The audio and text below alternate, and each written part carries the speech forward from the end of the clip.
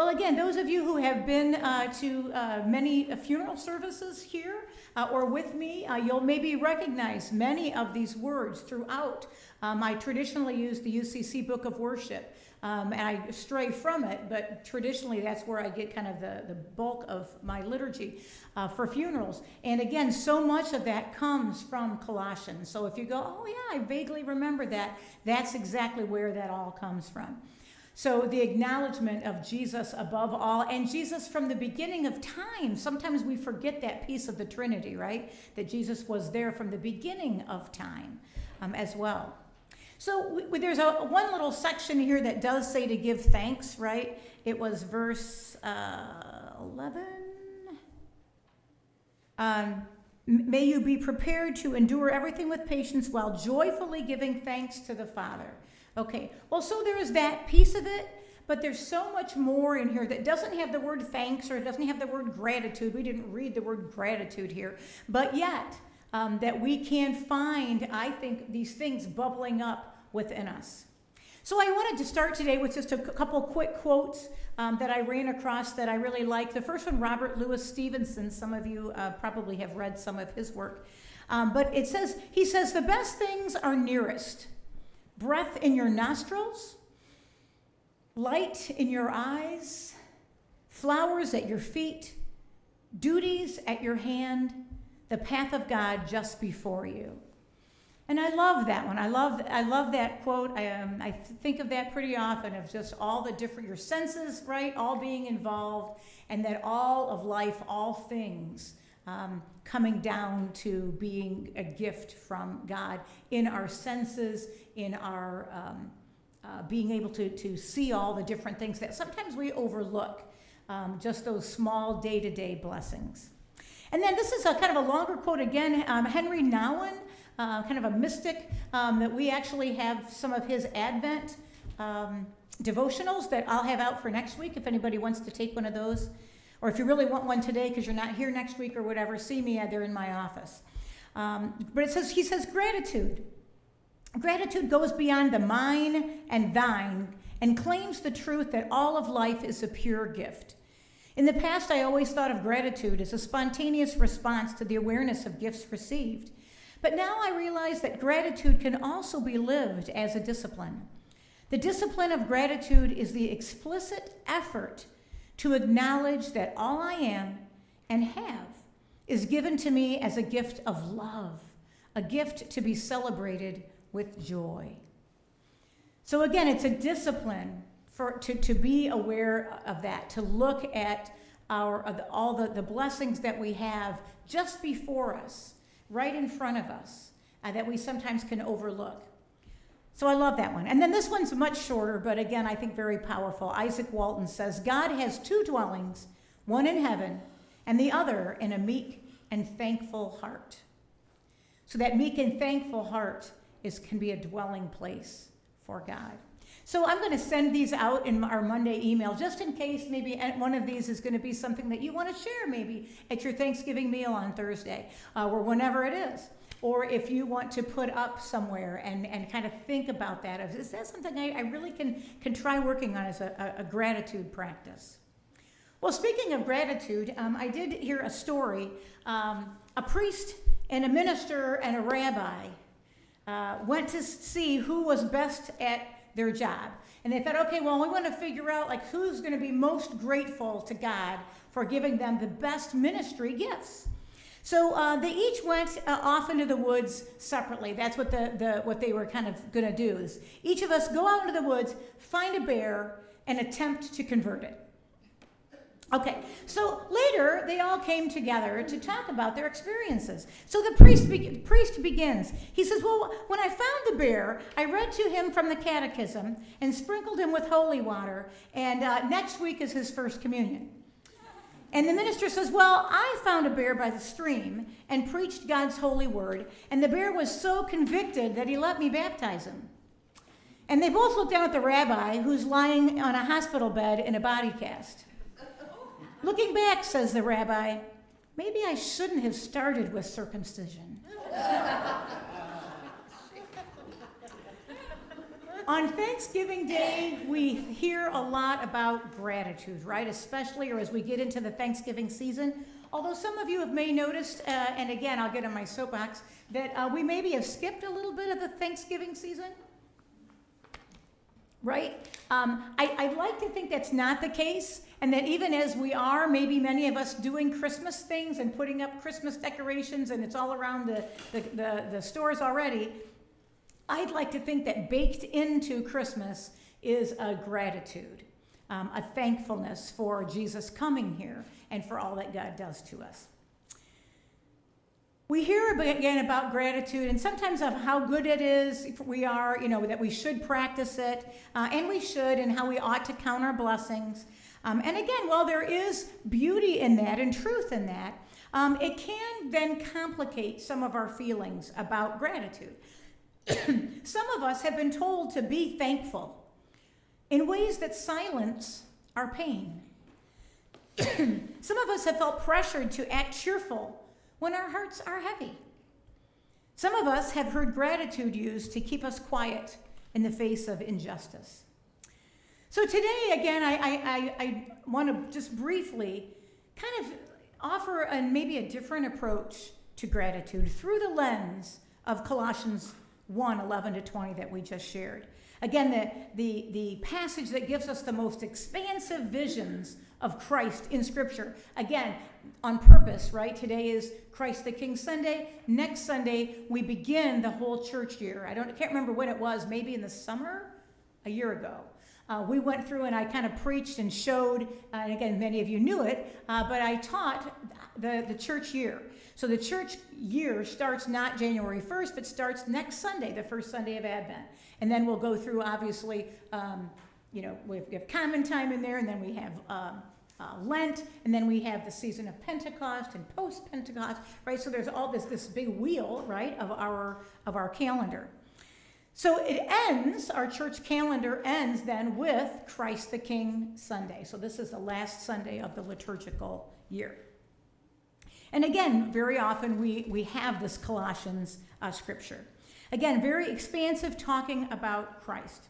That and then we can look at that and say, well, if that's who holds us, this amazing person who was fully human but then fully divine first, right, and then became fully human and then back to fully divine. If that's who holds us, then gratitude is not a task or a performance or an expectation. It's a way of remembering how God has sustained us. So Paul, before he talks, and this is often considered a hymn also, before he does that, Paul says, may you be made strong with all the strength that comes from God, so that you may have endurance and patience with joys. And so that's the first thing I want to talk about, is gratitude giving us strength. Again, this isn't the kind of joy that insists that everything is fine. You're fine, be grateful. It's the kind of joy that helps us keep going when everything isn't fine. Gratitude in this sense is strength, not because it covers up hardship, but because it roots us in something deeper than hardship. Gratitude doesn't ask us to pretend. It simply reminds us that we're not alone. On Thanksgiving Sunday, we practice gratitude, not as a denial, but as a grounding. We give thanks, not to avoid the world's wounds, but to gather courage together to face them. And part of that, gratitude also makes room for grief. A lot of us will carry unspoken sorrow into this week and into Thursday and into the weekend and into the coming holiday season, which is one of the reasons why, again, that we are experiencing together, anybody who would like to, that longest night service in December. But again, that's just one day. So thinking about and acknowledging some of the pain that many of us are sharing right now.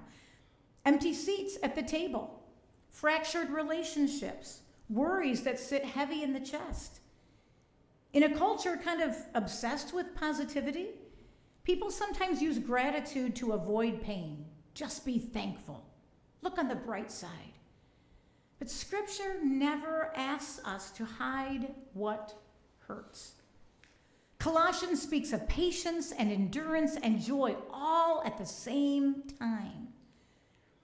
That tells us that gratitude can sit right alongside grief. Gratitude can coexist with anger or lament or longing. Gratitude doesn't require us to feel okay. Gratitude simply just asks us to be open. Open to God's presence in the struggle, open to love's quiet persistence, open to beauty that breaks in even when life feels hard. That's not a shallow thanksgiving, that's an honest thanksgiving. And then gratitude is also a work of reconciliation. Again, this passage ends with an astonishing claim. Through Christ, God was pleased to reconcile all things on earth and in heaven. All things. Not the easy things, not the obvious things. All things are reconciled, will be reconciled. Which means that reconciliation is God's ongoing work in our hearts, in our families, in creation, in systems and structures. Gratitude helps us join into that work. So we give thanks not because everything is fixed, but because Christ is still mending what is broken. We give thanks not because relationships never fracture, but because reconciliation is always offered. Gratitude becomes the fuel that lets us keep participating in that healing. So I want to show you and read to you, pretty much to conclude here, a blog post that I received a couple days ago. Every once in a while I'll read something from her, but this is Shannon Martin. She writes that, The Soup. We used her book recently. And I use this blog because she has kind of a different perspective. They have adopted children of different ethnicities. She lives in a more of a disadvantaged neighborhood. She does prison ministry. Her husband is a prison minister. So she kind of has maybe a little different perspective than some of us. But yet, maybe has a very similar background. I mean, she happens to be white, middle class, I'm presuming, growing up that way. So I think there's a lot of shared history maybe with some of us, but yet kind of where her life, her trajectory is kind of a little different. So in her blog post, she shares this picture. Now, this is from like 2019 or 2018. So now her children, which are you can see, they're sitting next to her there and in the high chairs and up front here, are all grown up now, basically, right? But I really wanted to just share just the second part of this. And again, I can send this out if anyone is interested. But she talks at first about just the different sections of being in her home on Thanksgiving. So I'm going to just skip the first part. But she says, the hustle of arrival would eventually die down when Grandma and Grandpa, you're all going to their house. So some of you picture maybe your Thanksgiving, what it looks like, or maybe what it used to. Steam rising up from baskets of hot rolls, fogging the dinner glasses. The company was short in stature, she said, just typical to her family. Short in stature, blue-eyed, chipper. But I belong too, with my lanky limbs and serious features. We folded our arms in front of us just as Grandpa did, our ancestors not so far removed, we imagine, from the Puritans who paved the way. Grace, laughter, tradition piled high and passed to the left, all of it gravy drenched. So for many of us, again, as we're hearing this, can you think of some of the traditions maybe in your family, or how it is that you celebrate Thanksgiving, or who's invited to that Thanksgiving? She says, a shared last name, a double helix of DNA, the wheat bread warm and waiting on our plates. These are the things that bound us, the thread that held us together over the years. This was Thanksgiving. And for a few decades, it felt exactly right. And again, I can look at that and remember the Thanksgivings we had growing up, that in the home I'm living in now, I don't even know how they fit everybody. We'd have a big long table and all my first cousins and everybody, right? All my aunts and uncles, we would all be there. And then over the years that changed, and then it just became, just my mom and dad and then my siblings and us. And then, just over to my sisters or my brothers that they would, when they'd invite us. So all of us have those changes, right? And that's just part of life. But she says to gather, verb, to bring together and take in from scattered places or sources. She says, 2013 was the first year we grabbed a philosophical Sharpie and drew a wider, wobbly circle around who would be included in our gathering. So again, think about maybe who always is getting at your gatherings. Maybe think about maybe who's not at your gatherings. And maybe this is the year that God is going to kind of push you a little bit to make a change. And I love that. We grabbed a philosophical Sharpie, and here's what it was before. Just these people are invited, because there are people, right, family or whatever, and then drew a wider, wobblier circle around who would be included. She says, we found ourselves wanting to set the table with the newcomer in mind. One more year and I surrendered my last shreds of control. We jammed a plastic Walmart table into the only floor space available and invited anyone who might have been left lonely over for Thanksgiving. Just as the plastic dish of rice-a-roni left my hands, I became startlingly aware that there were people around our table who shared toxic history. Never mind the well-meant warnings of our friends in recovery to comb old connections from their fresh starts. Here we were making reintroductions over platters of dark meat. Where was the guidebook for this? Was the table sturdy enough to bear the weight? In the end, there was laughter, awkward silence, smoke breaks, and second helpings of pie. Stripped bare of the storybook vibe I'd learned to expect, gaping wounds and face tattoos formed the backdrop of a new kind of comfort. Nerve-wracking and beautiful, Thanksgiving would never be the same. I know we're days away and it's possible this is too late, but maybe 11th hour turkey panic is our reminder to push back with the basics. Hunt and gather.